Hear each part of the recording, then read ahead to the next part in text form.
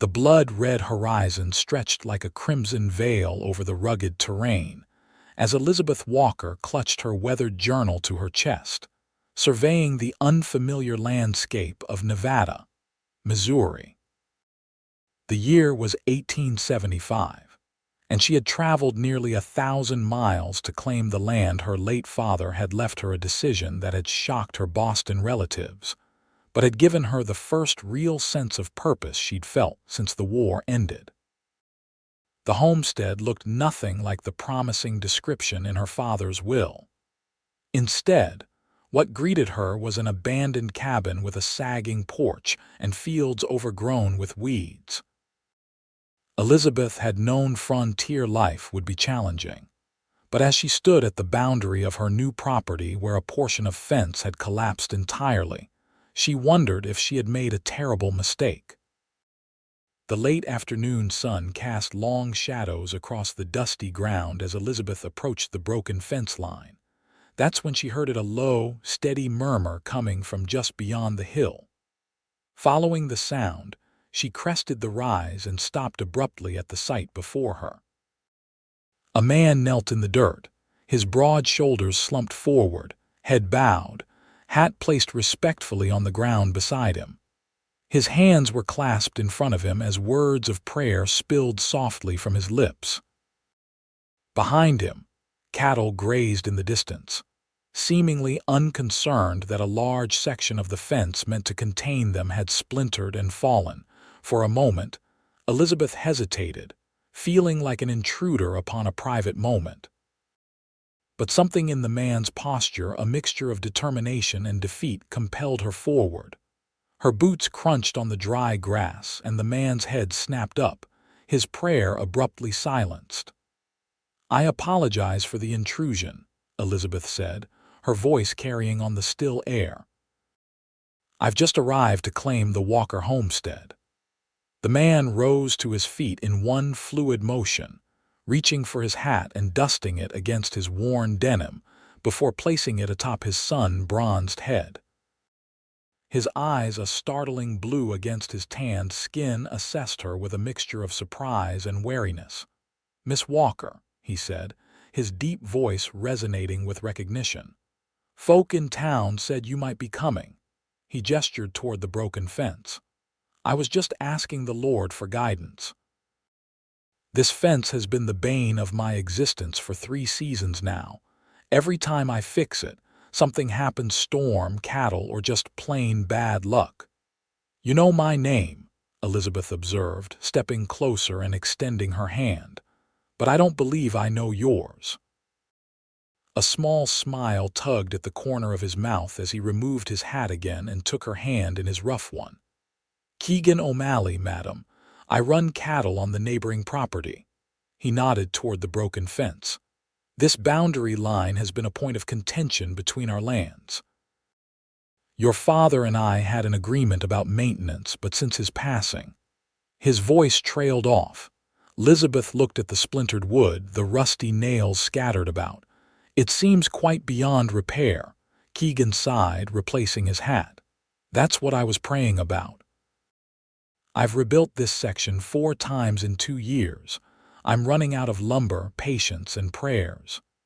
He gave a short, humorless laugh. "Sorry, Miss Walker, this isn't your problem. I'm sure you've got enough to worry about with taking over your father's place." Elizabeth studied the fence thoughtfully, then looked back at the weathered homestead in the distance. "Actually, Mr. O'Malley, I think it is my problem. Half this fence belongs to me now, correct?" Without waiting for an answer, she set her journal on a nearby rock and moved toward the broken section. "Show me what needs to be done." Surprise flickered across Keegan's face.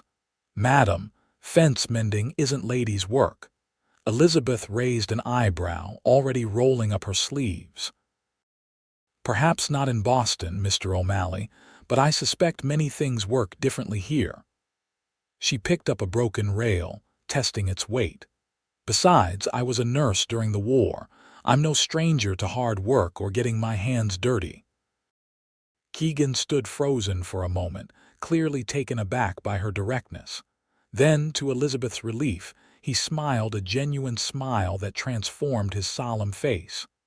"Your father never mentioned you were so stubborn," Elizabeth supplied with a small smile of her own.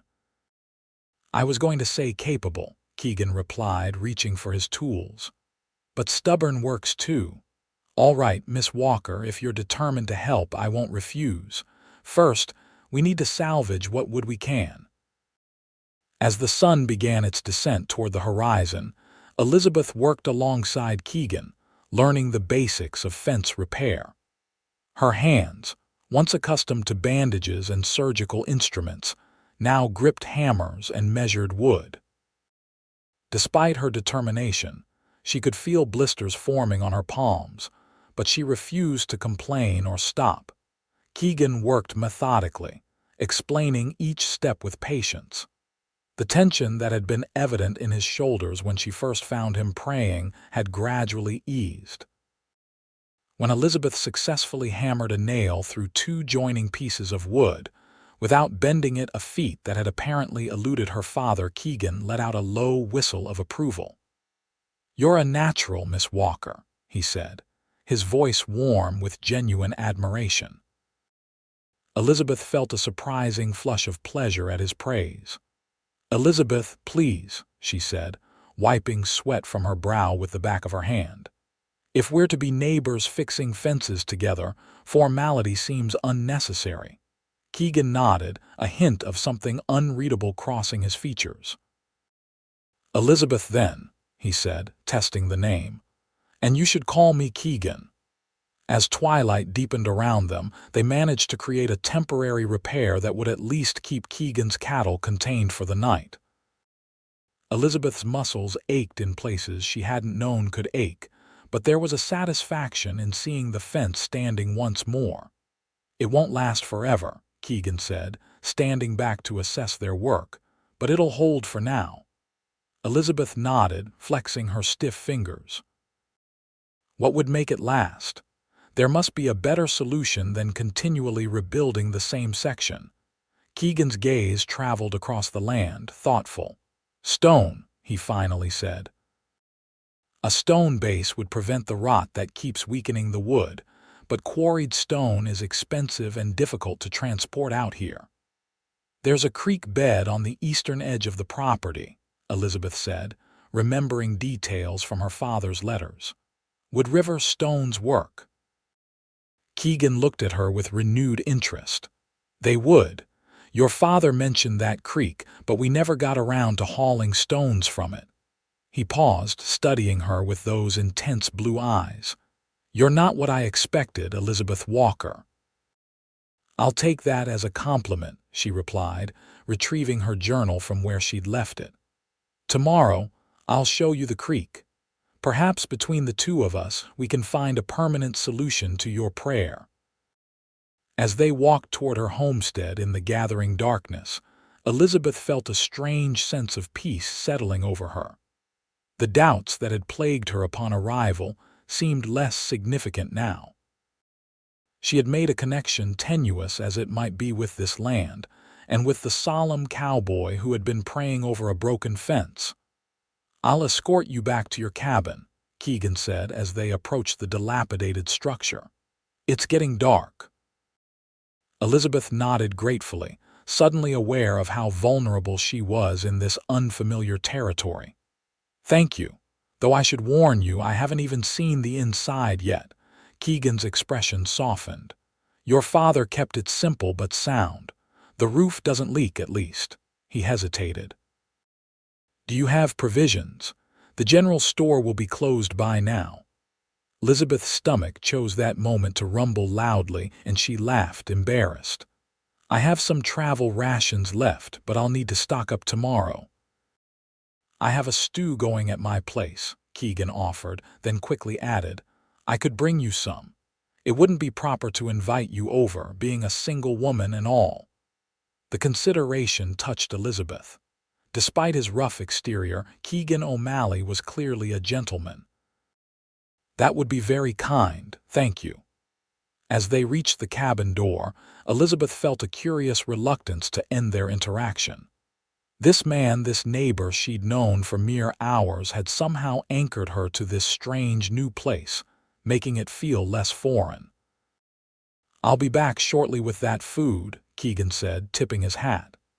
"And Elizabeth," he paused, his expression earnest, "I'm glad you're here. This land needs tending by someone who cares."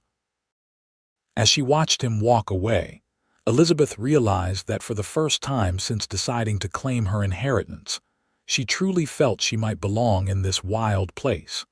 And perhaps the broken fence hadn't been just a problem to solve, but the very thing she needed to find her way.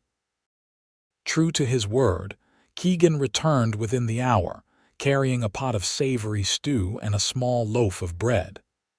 The cabin, as he'd promised, was structurally sound despite its outward appearance.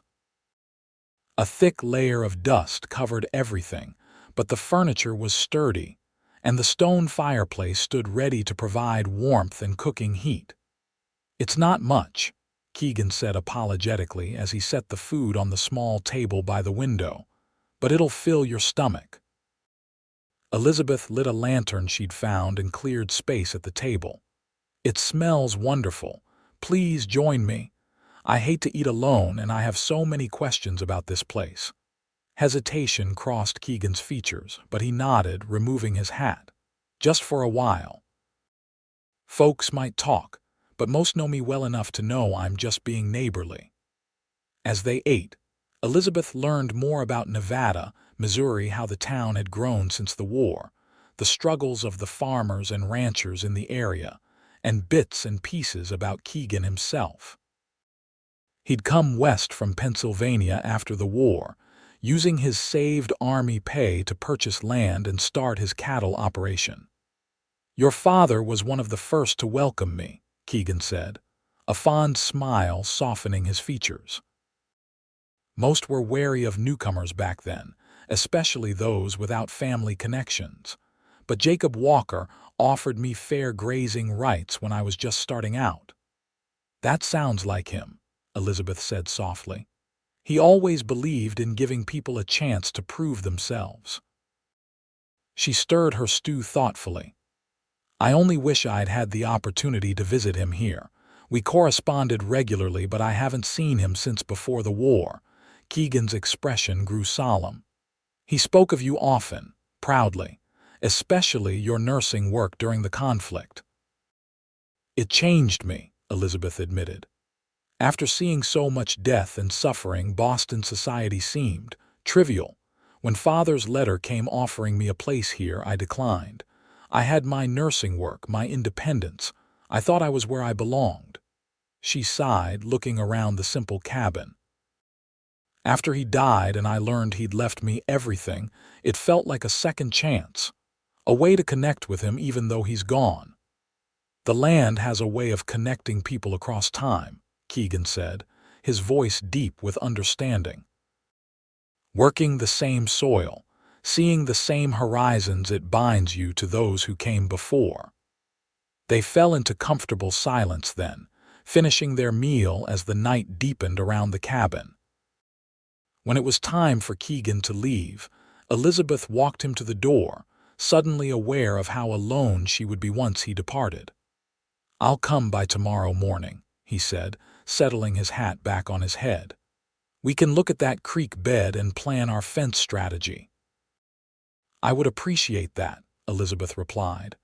"And thank you for the meal and the company." Keegan nodded, his blue eyes catching the lantern light. "Lock your door, Elizabeth. It's generally safe here, but it's best to be cautious until you get your bearings."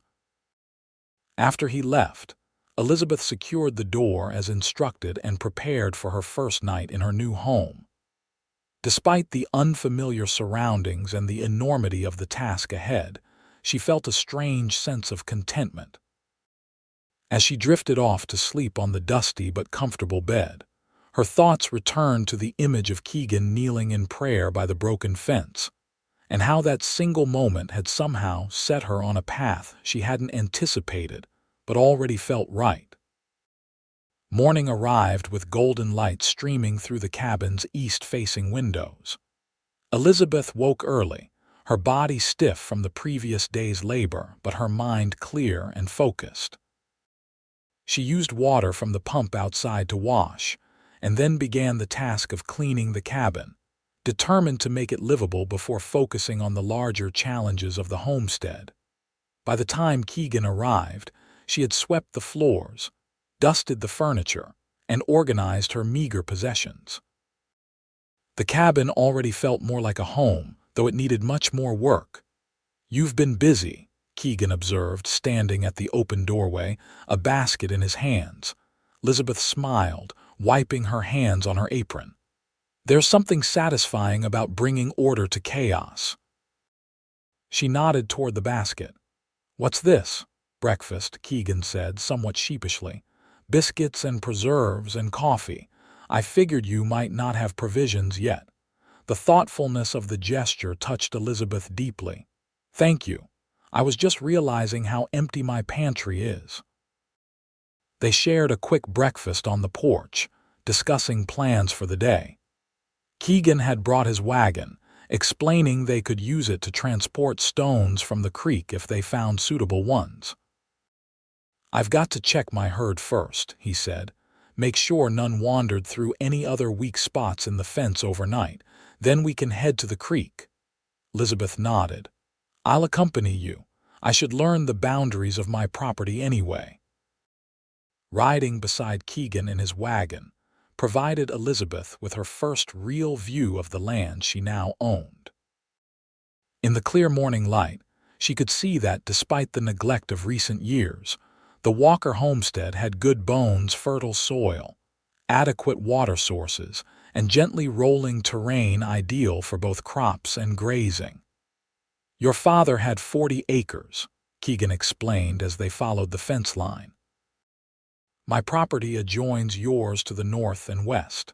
The Hendersons are to the south good people, though they keep to themselves, and to the east there's unclaimed land that eventually leads to town." "It's more than I expected," Elizabeth admitted. "I'm not sure how I'll manage it all." Keegan glanced at her, his expression thoughtful. "You don't have to decide everything at once. Start small, get the cabin in order, plant a kitchen garden. The rest will come in time." They spent the morning checking fences and counting Keegan's cattle. Elizabeth found herself drawn to the rhythms of ranch life, the early rising, the connection to the land and animals, the satisfaction of completing necessary tasks. It was hard work, certainly, but fulfilling in a way her nursing had been during the war and that her subsequent life in Boston had lacked. By midday, they reached the creek Elizabeth had mentioned. It meandered along the eastern edge of her property, wide enough to provide a consistent water source, but not so large as to pose a flooding risk. And as she'd hoped, the creek bed was littered with smooth stones of various sizes, perfect for creating a stable base for their fence. "This is exactly what we need," Keegan said, kneeling to examine some of the larger rocks. "With a stone foundation, that fence section might actually stay upright through the seasons." They began collecting stones, loading them carefully into the wagon. The work was strenuous, especially after the exertions of the previous day, but Elizabeth refused to slack. Each time she struggled with a particularly heavy stone, Keegan would appear beside her, lending his strength without comment or condescension. As they worked, Elizabeth found herself studying Keegan when he wasn't looking, the way sunlight brought out auburn highlights in his brown hair. How his hands, though calloused and strong, handled delicate tasks with surprising gentleness. The quiet concentration in his eyes as he selected the right stones for their purpose. "May I ask you something personal?" she ventured as they paused to drink water from canteens Keegan had brought. He looked up, surprised but not closed off. "You can ask. Yesterday, when I found you praying by the fence, it seemed like more than just frustration over broken wood. Like you were carrying a heavier burden." Keegan was silent for so long that Elizabeth thought he might not answer. When he finally spoke, his voice was low, almost as if he were speaking to himself. "I promised your father before he died that I'd look after his place until you decided what to do with it. But lately, nothing's gone right. Drought last summer damaged my grazing land. Wolves took 3 calves this spring. And now," he gestured toward the wagon of stones, "this fence that refuses to stay fixed. I started wondering if I'd made a mistake coming west, if I was fooling myself thinking I could build something lasting here." He looked up then, meeting Elizabeth's gaze directly. "Finding you there yesterday, willing to roll up your sleeves and help without complaint, it reminded me why I came out here in the first place. To build something with my own hands, to work land that responds to care and attention." The sincerity in his words created a warmth in Elizabeth's chest that had nothing to do with the afternoon sun. "I understand that feeling," she said softly. "After the war, I kept searching for something meaningful, something real. I think perhaps that's why I finally came here." Something passed between them in that moment, a recognition, a connection deeper than mere neighborly assistance. Before either could acknowledge it, however, a distant rumble of thunder broke the spell.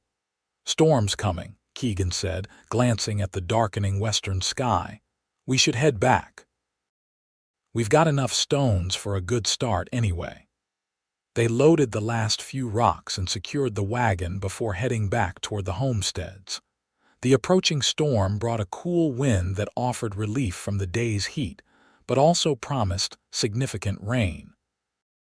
"We won't be able to work on the fence if it storms," Elizabeth observed as lightning flickered on the horizon.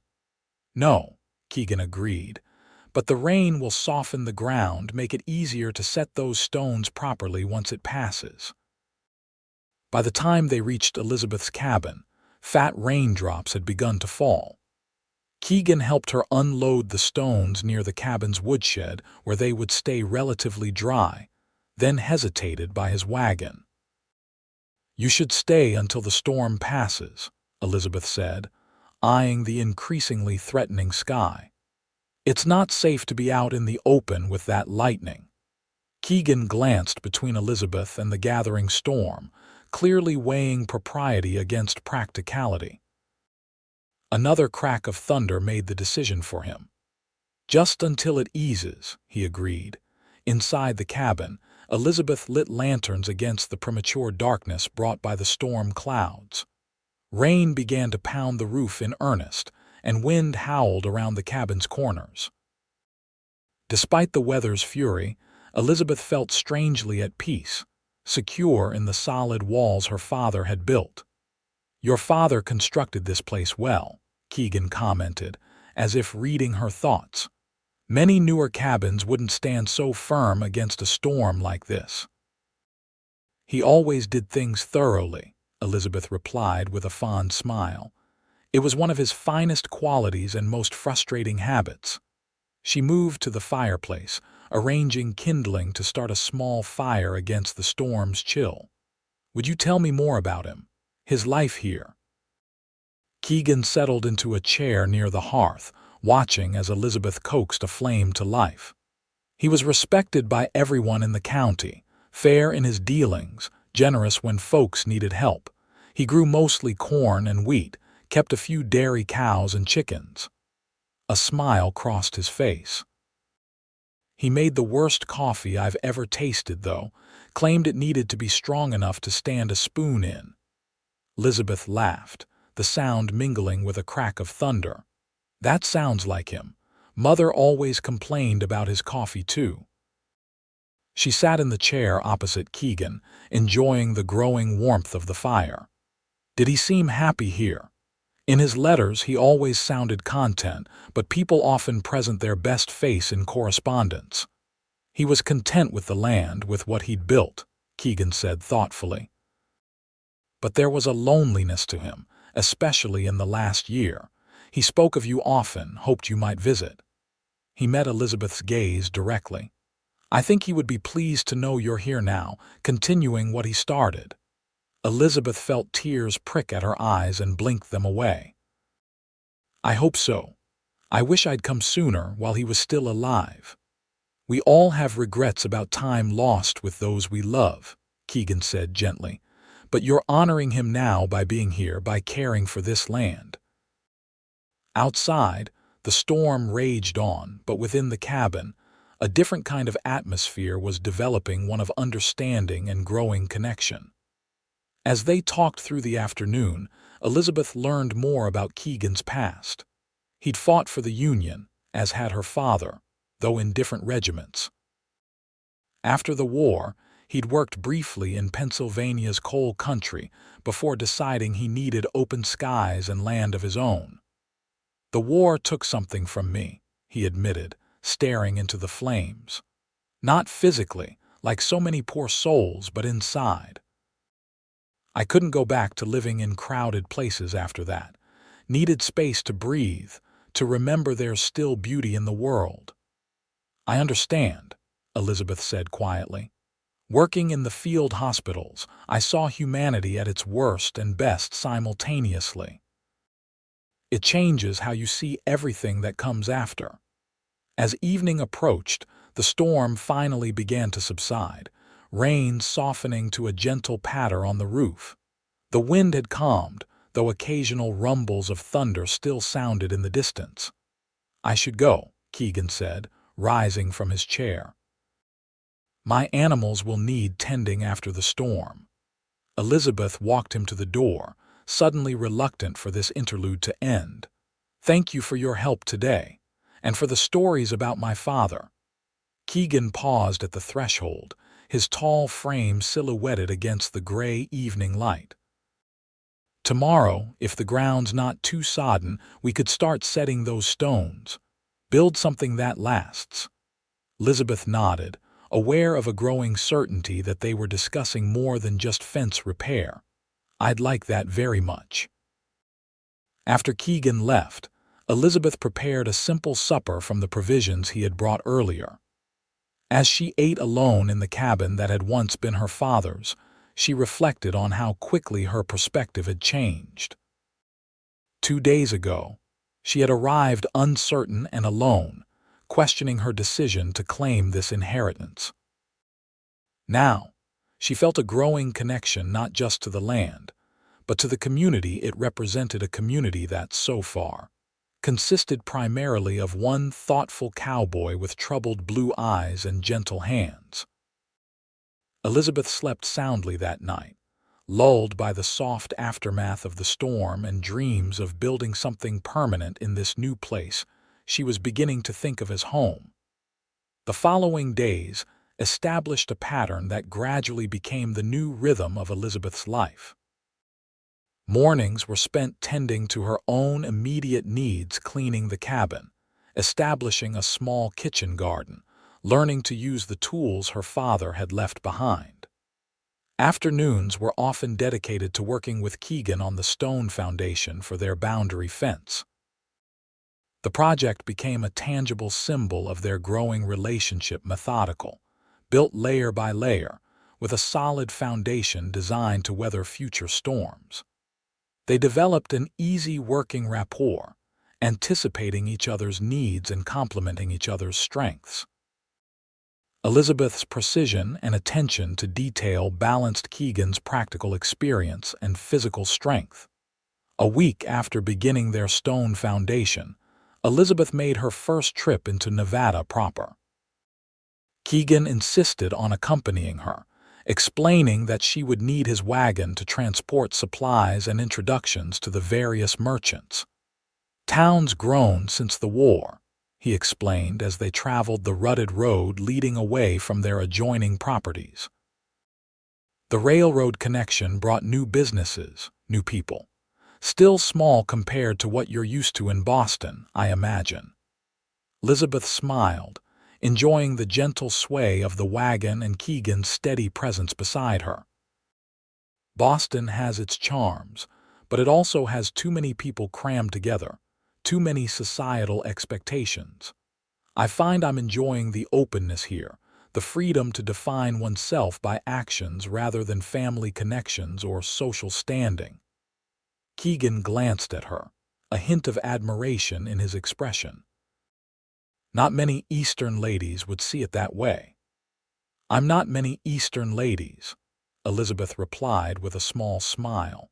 Nevada proved to be exactly as Keegan had described, a growing frontier town, with the essential businesses needed to support the surrounding farms and ranches. The main street boasted a general store, a blacksmith, a small bank, a doctor's office, and various other establishments, including a hotel with an attached restaurant. As they made their way through town, Keegan introduced Elizabeth to everyone they encountered. She was struck by the respect he commanded, not through intimidation, but through what appeared to be a history of fair dealings and reliability. Each introduction included some variation of, "Miss Walker is Jacob's daughter from back east, come to take over his place," which invariably led to expressions of condolence for her father's passing and genuine welcome to the community. At the general store, proprietor Harold Benson greeted them warmly. "Keegan said you might be coming to town soon," he said, shaking Elizabeth's hand. "Your father was a good customer and a better friend. Anything you need, you just let me know." Elizabeth spent the next hour selecting supplies, food staples, household necessities, seeds for her garden, and a few tools Keegan had suggested would be useful. When she inquired about fabric for curtains and new bedding, Mrs. Benson, Harold's wife, emerged from the back of the store to assist. "Your father was a dear man, but he lived like a typical bachelor," Mrs. Benson said as she showed Elizabeth various fabric options. "That cabin needs a woman's touch." She lowered her voice conspirationally. "And if you don't mind my saying so, so does a certain neighbor of yours." Elizabeth felt heat rise to her cheeks. "Mr. O'Malley has been very helpful during my transition. We're merely neighbors assisting each other." Mrs. Benson's knowing smile suggested she wasn't convinced. "Of course, dear. Now, this calico would make lovely curtains to brighten that cabin." By the time they finished their shopping, the wagon was considerably fuller and Elizabeth's funds somewhat depleted. As Keegan helped load the last of their purchases, Dr. Samuel Morgan approached them. "Miss Walker," he said, tipping his hat, "I was your father's physician. If you ever need medical attention or advice, my office is always open to you." "Thank you, doctor," Elizabeth replied. "I was a nurse during the war. Perhaps we could exchange knowledge sometime. I'm sure frontier medicine has its own particular challenges." Dr. Morgan's eyebrows rose in interest. "Indeed it does. I would welcome such a conversation. In fact, we're desperately short of anyone with medical training in the county." After bidding the doctor goodbye, Elizabeth and Keegan stopped at the hotel restaurant for a late lunch before heading back to their properties. The simple meal of beef stew and fresh bread was a welcome change from the basic fare Elizabeth had been preparing at the cabin. "Everyone here seems so welcoming," Elizabeth observed as they ate. "I expected more suspicion toward an outsider." "Being Jacob Walker's daughter opens many doors," Keegan replied. "But it's more than that. This community understands that survival depends on neighbors helping neighbors. There's little room for pettiness when winter storms or drought can threaten everyone's livelihood." Elizabeth considered this as she finished her meal. It's refreshing after Boston society, where so much energy is expended on appearances and social maneuvering. "Don't imagine we're without our conflicts and prejudices," Keegan cautioned. "Every community has its share of trouble. But at its core, Nevada is a good place with mostly good people trying to build something lasting." On their journey back to the homesteads, Elizabeth found herself studying Keegan's profile as he drove the wagon. In the weeks since her arrival, his solemn demeanor had gradually lightened. He smiled more often, laughed occasionally, and the worry lines around his eyes seemed less pronounced. She wondered if she had contributed to that change, just as he had helped her find her footing in this new life. As they approached their adjoining properties, Keegan pointed toward the section of fence they'd been repairing. "Look there," he said, a note of pride in his voice. Elizabeth followed his gaze and smiled. Their stone foundation was complete, and the new wooden fence section stood firm above it, a stark contrast to the broken, rotting structure that had been there when she arrived. "It looks wonderful," she said. "Solid." "It will last," Keegan agreed, his voice carrying a satisfaction that echoed her own feelings. "Some things are worth building right, even if they take more time and effort." Their eyes met briefly, and Elizabeth felt a now familiar warmth spread through her chest. The fence had become more than just a boundary marker, it was a testament to what they could accomplish together, a physical manifestation of the connection growing between them. As spring deepened into summer, Elizabeth settled more completely into her new life. The cabin transformed under her care, becoming a true home with colorful curtains, neatly organized spaces, and always a pot of something savory simmering on the hearth.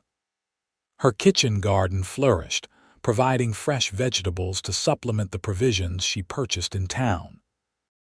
She even acquired a few chickens and a milk cow, gradually rebuilding the small livestock operation her father had maintained. Throughout these changes, Keegan remained a constant presence. After completing the fence, they found other projects to tackle together, repairing the cabin's roof, clearing an overgrown section of field, building a more substantial chicken coop. Each task provided opportunities for conversation, for learning each other's stories and perspectives, for building a friendship that was increasingly evolving into something more profound. On a particularly hot July afternoon, they were working to repair the old well pump when Elizabeth finally asked the question that had been on her mind.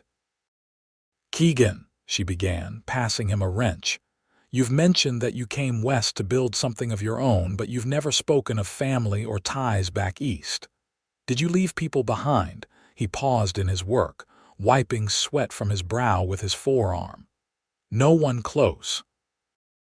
My parents passed before the war, and I was an only child. There was a young woman once we had an understanding before I enlisted, but she married someone else while I was fighting." He shrugged, returning to the pump mechanism. "It was for the best. I came back different. Harder in some ways, more vulnerable in others. She wouldn't have recognized the man who returned." "The war changed all of us," Elizabeth said softly. "I sometimes wonder if that's why I never married. The young men who called on me in Boston seemed so unaware of the world's harsher realities. Their concerns felt trivial after what I'd witnessed." Keegan looked up, his blue eyes meeting hers with understanding. "It creates a divide, doesn't it, between those who have seen the darkness and those who haven't?" Elizabeth nodded, passing him another tool without being asked. They had developed that kind of wordless communication, anticipating each other's needs. But there's healing too, with time and purpose. Being here, working this land, it helps. "Yes," Keegan agreed, his expression softening. "It does." Later that evening, as they shared a meal on Elizabeth's porch to catch the cooler evening breeze, Keegan broached a new subject. "The town's planning a 4th of July celebration next week. Dancing, food, fireworks after dark. Would you consider attending with me?" The invitation hung in the air between them, carrying weight beyond the simple words. This would be a public declaration of sorts, not merely neighbors helping each other, but a man and woman choosing to be seen together at a social gathering. Elizabeth felt a flutter of anticipation in her stomach. "I'd like that very much," she said, her voice steadier than she felt. Keegan's smile in response warmed her more than the evening sun. "Good," he said simply, but his eyes conveyed much more.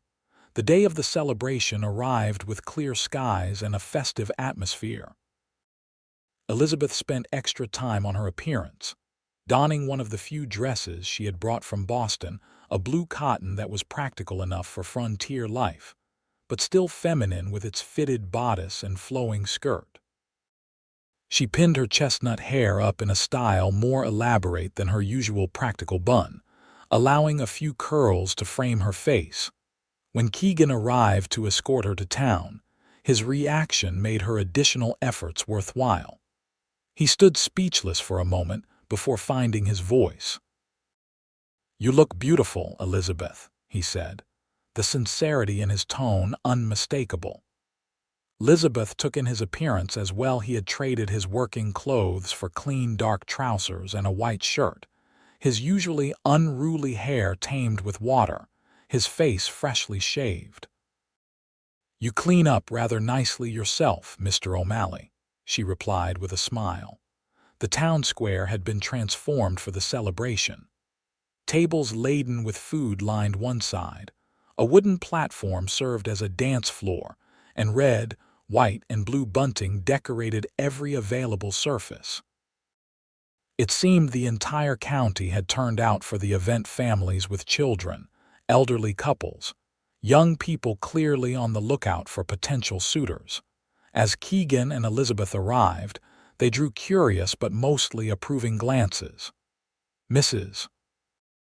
Benson from the general store gave Elizabeth a knowing wink as they passed, while several of Keegan's rancher friends offered good-natured teasing that made him roll his eyes but didn't diminish his smile. They shared a meal from the community tables, mingling with neighbors and townspeople. Elizabeth was introduced to so many people that she doubted she would remember half their names, but she was touched by the genuine welcome she received. No longer was she merely Jacob Walker's daughter from back east. She was becoming known as Elizabeth, a neighbor and community member in her own right. As the afternoon progressed into evening, musicians set up near the dance platform and began to play. Couples and groups moved to the wooden floor, and the celebration took on a more festive air. "Would you care to dance?" Keegan asked, extending his hand to Elizabeth. She hesitated briefly. "I should warn you, my dancing experience is limited to formal Boston ballrooms." "This music is quite different." Keegan's eyes crinkled with amusement. "The steps aren't complicated. I'll guide you." And he did. Though Elizabeth stepped on his toes twice during the first song, Keegan remained patient, his hand warm and steady at her waist as he led her through the unfamiliar patterns. By the third dance, she had caught the rhythm, and they moved together with increasing confidence. During a particularly lively reel, Elizabeth found herself laughing freely, caught up in the music and movement and the joy of being partnered with Keegan. When the song ended and a slower tune began, Keegan drew her slightly closer, their previous formality giving way to a more intimate posture. "I've never seen you laugh like that," he said, his voice low and meant only for her. "You should do it more often. It suits you." Elizabeth felt a blush rise to her cheeks. "I haven't had much cause for laughter in recent years," she admitted, "but I find it comes more easily here." "With me?" Keegan asked, a vulnerable note in his question. Elizabeth met his gaze directly. "Yes, with you." Something shifted between them in that moment, an acknowledgement of feelings that had been building since she found him praying over that broken fence. Keegan's hand tightened slightly at her waist, and Elizabeth felt herself leaning imperceptibly closer to him, drawn by a force as natural and inevitable as gravity. The spell was broken by the announcement that the fireworks would begin soon. People began moving toward the edge of town, where the display would be visible, finding places to sit on blankets or stand in family groups. Keegan led Elizabeth to a quiet spot slightly removed from the main crowd, where they would have a clear view but also some privacy. As they settled on a blanket he had brought, Elizabeth was acutely aware of his presence beside her, the clean scent of soap from his earlier ablutions, the solid warmth of his shoulder nearly touching hers. The first rockets soared into the darkening sky, exploding in brilliant bursts of color that drew appreciative gasps from the gathered townspeople. Elizabeth watched in wonder. She had seen fireworks before in Boston, but somehow they seemed more magnificent here, against the backdrop of the open prairie sky. "It's beautiful," she murmured, tilting her head back to follow the ascending trails of light. "Yes," Keegan replied, but when Elizabeth glanced at him, she found he wasn't watching the sky at all. His gaze was fixed on her face, his expression open and unguarded in a way she hadn't seen before. "Elizabeth," he said softly, "I need to tell you something." The seriousness in his tone made her turn fully toward him, the fireworks momentarily forgotten. "What is it?" "When you first arrived, I was at a low point, questioning everything: my decision to come west, my ability to build a life here, even my faith." He took a deep breath. "Finding you that day, willing to help with that broken fence despite having just arrived after a long journey, it affected me more than you could know." Elizabeth remained silent, sensing he had more to say. "These past months, working beside you, watching you transform that neglected homestead with determination and grace," he paused, searching for words. "You've become essential to me. Your presence, your friendship. It's become the answer to prayers I hadn't even properly formed yet." The vulnerability in his confession touched Elizabeth deeply. "Keegan," she began, her voice barely audible over the continuing fireworks, "coming here was the greatest risk I've ever taken. I was so uncertain, so afraid I'd made a terrible mistake." She reached out, placing her hand over his where it rested on the blanket between them. "But finding you there, praying over that fence, it gave me an immediate connection to this place. To you." Keegan turned his hand beneath hers, intertwining their fingers. "I never expected to find someone who understands me the way you do. Someone who's seen darkness but still chooses to build something beautiful." In the sky above them, the fireworks reached their crescendo, illuminating their faces in flashes of red, blue, and gold. But Elizabeth was no longer watching the display. Her attention was fully on Keegan as he leaned slowly toward her, giving her time to withdraw if she wished. She didn't withdraw. Instead, she met him halfway, their lips connecting in a kiss that felt simultaneously like a question and an answer. His free hand came up to gently cup her cheek, and Elizabeth leaned into his touch, her heart pounding with emotions too complex to name. When they finally separated, the fireworks had ended, and the night had grown quiet except for the distant sounds of the townspeople beginning to disperse. Keegan's eyes searched hers in the moonlight, a mix of wonder and uncertainty in his expression. "I don't want to presume," he said softly. "You have a new life here, opportunities." Elizabeth silenced him with a brief, firm kiss. "I know exactly what I want, Keegan O'Malley. I've never been more certain of anything." The ride back to their properties was filled with a charged yet comfortable silence. They held hands in the darkness of the wagon, occasionally exchanging glances that conveyed more than words could express. When they reached Elizabeth's cabin, Keegan helped her down from the wagon, his hands lingering at her waist. "I should go," he said reluctantly. "It's late." Elizabeth nodded, though part of her wished he could stay. Propriety still governed their actions, despite the feelings they had acknowledged. "Will I see you tomorrow?" "Wild horses couldn't keep me away," Keegan replied with a smile that made her heart flutter. He leaned in for one more gentle kiss before reluctantly stepping back toward his wagon. "Good night, Elizabeth." "Good night, Keegan," she replied, watching him drive away with the certainty that everything had changed between them, and for the better.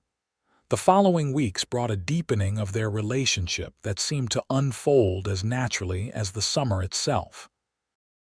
They continued to work together on various projects, but now their labor was punctuated by stolen kisses, lingering touches, and conversations that delved ever deeper into their hopes and dreams.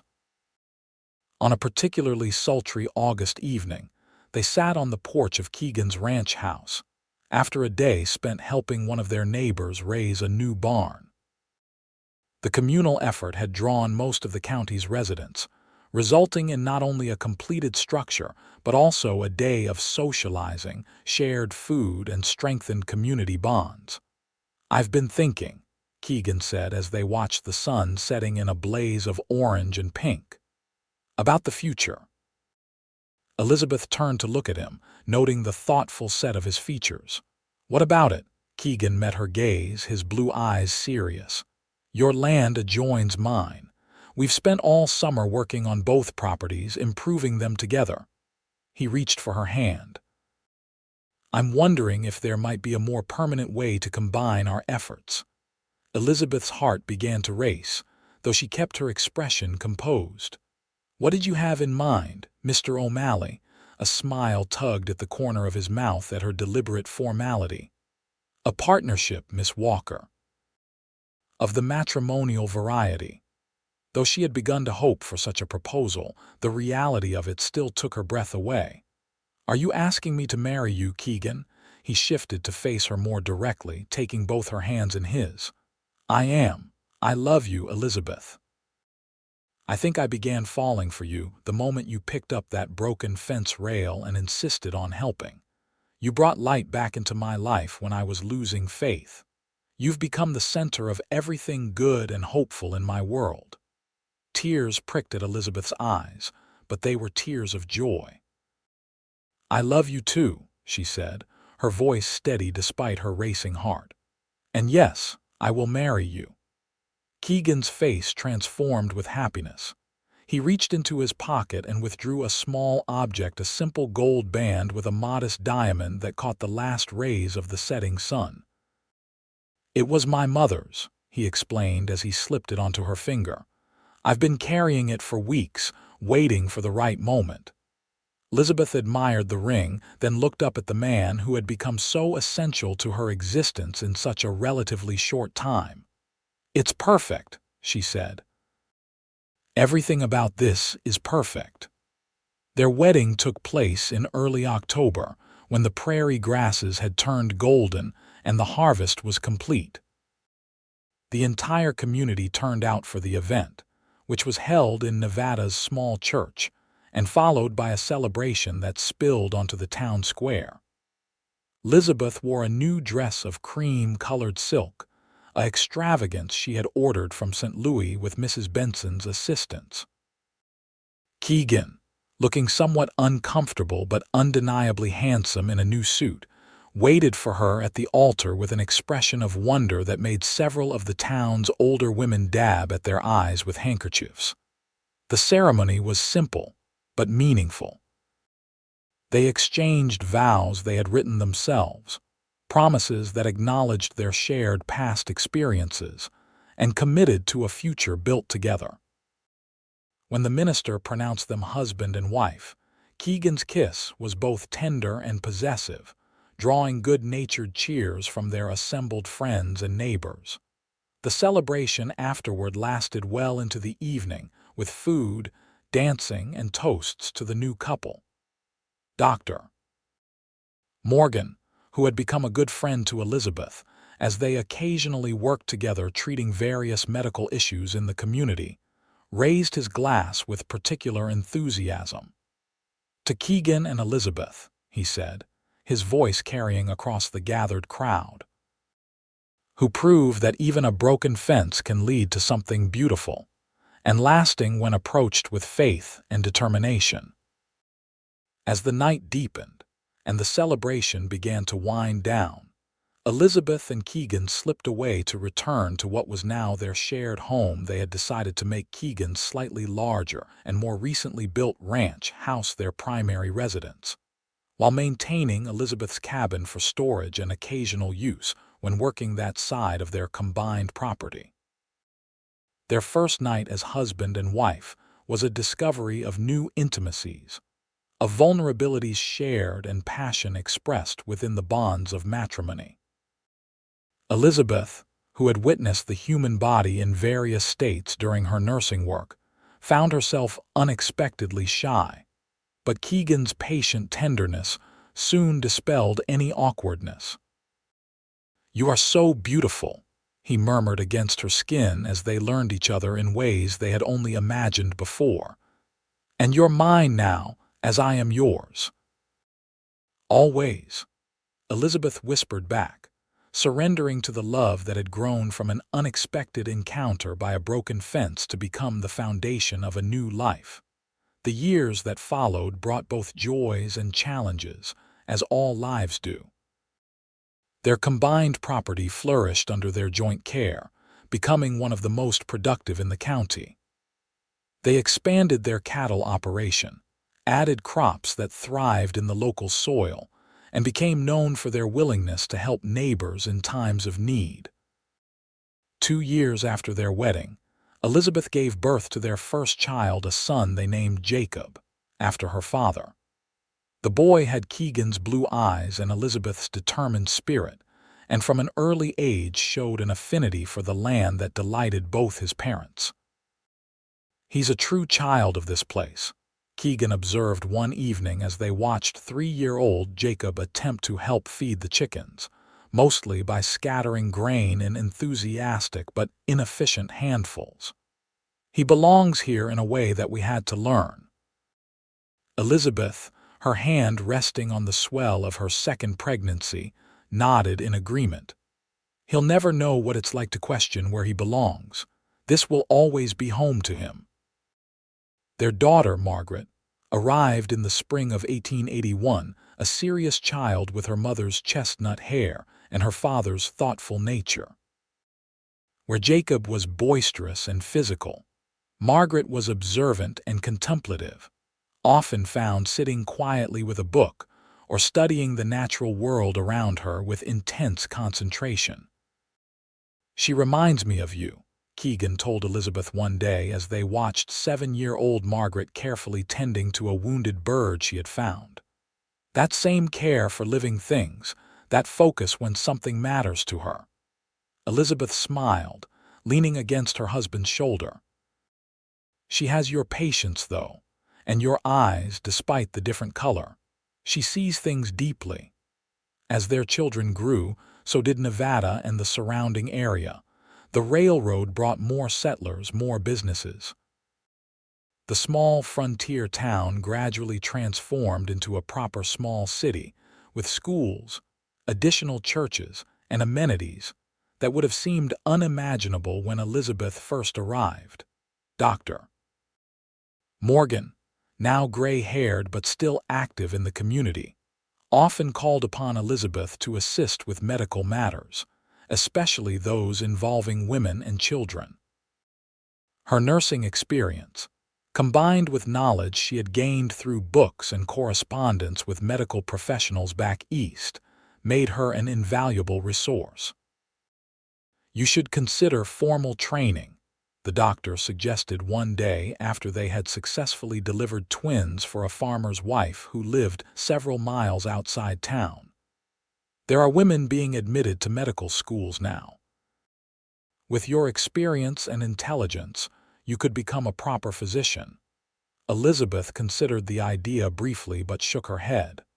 "My life is here, with Keegan and the children and the land. I'm content to be useful as I am," and she was content.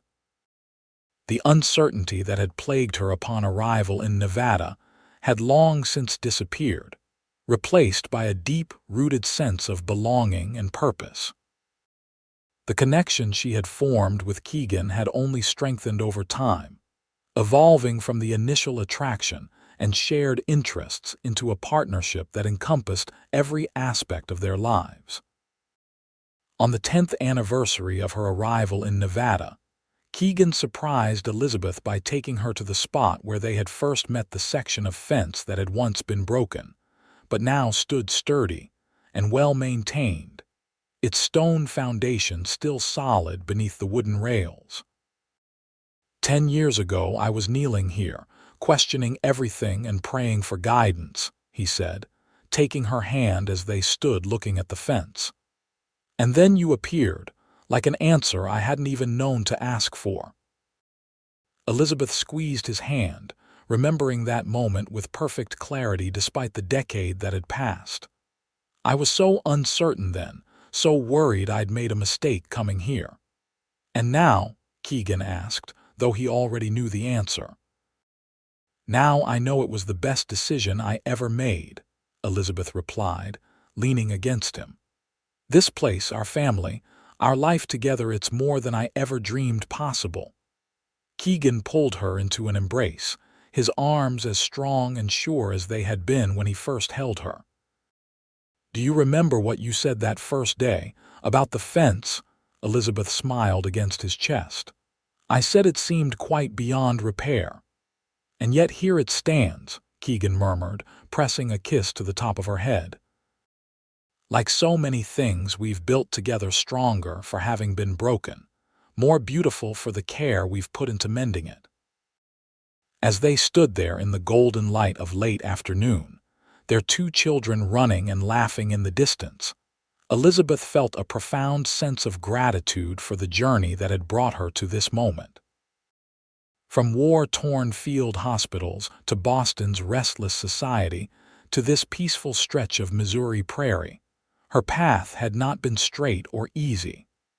But it had led her here to a love that had begun with a simple act of kindness, a willingness to help mend what was broken. I love you, Keegan O'Malley, she said, tilting her face up to his. Today and always. And I love you, Elizabeth O'Malley, he replied, his blue eyes crinkling at the corners with the smile that still made her heart skip a beat. My answer, my partner, my heart. Their kiss was as sweet and true as the first they had shared beneath those long-ago fireworks, a testament to a love that had begun by a broken fence and grown into something neither time nor trials could ever diminish. In the years that followed, their family and their legacy continued to flourish. Jacob eventually took over the primary operations of their now substantial ranch, while Margaret pursued her education and returned as the town's first female physician, fulfilling the potential doctor Morgan had recognized in her mother decades earlier.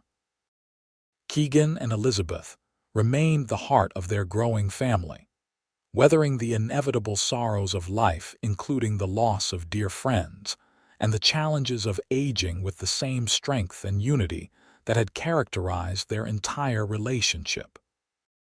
Their grandchildren grew up hearing the story of how their grandmother had found their grandfather praying over a broken fence, and how her touch had become the answer he needed. It sounds like a fairy tale, their youngest granddaughter once said, sitting on Elizabeth's lap as they watched Keegan, still strong despite his gray hair, teaching one of the older grandchildren how to properly string wire between fence posts. The best love stories often do, Elizabeth replied, her eyes finding Keegan's across the yard. He smiled at her, the same smile that had first warmed her heart all those years ago. But the truth is more beautiful than any fairy tale, because it's real and earned in hours. And as evening settled over the land they had nurtured together, Elizabeth knew with absolute certainty that her life had become exactly what it was meant to be, a testament to the power of love to mend what is broken, to build what endures, and to find meaning in the most unexpected moments of grace.